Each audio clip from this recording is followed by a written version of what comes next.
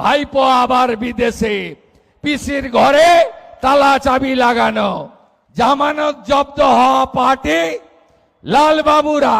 আরো যদি 20-30 লক্ষ লাগে আমি সেটা দেওয়ার ব্যবস্থা করব, কিন্তু ধমক চমক দিয়ে রিল বানিয়ে আর মিডিয়া ট্রায়াল করে আর 20 জন লোককে রাস্তায় নামিয়ে ওই হেরে যাওয়া তৃণমূল খণ্ড বিখণ্ড হয়ে যাওয়া, কে বলে আমি কালীঘাট, কে বলে আমি ঋতব, কে বলে গেলাম উত্তরে, কে বলে দক্ষিণে, ভাইপো আবার বিদেশে, পিসির ঘরে তালা চাবি লাগানো।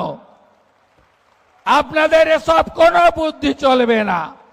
আর হঠাৎ করে জামানত জব্দ হওয়া পার্টি লালবাবুরা, যারা দিল্লির যন্তর মন্তর থেকে ডরিনা ক্রসিং আর যাদবপুরের ভিতরে ঢুকে যারা মরা কান্না গাইছেন যাদবপুরকে রেখে, তাদেরও কোনো সুবিধা হবে না।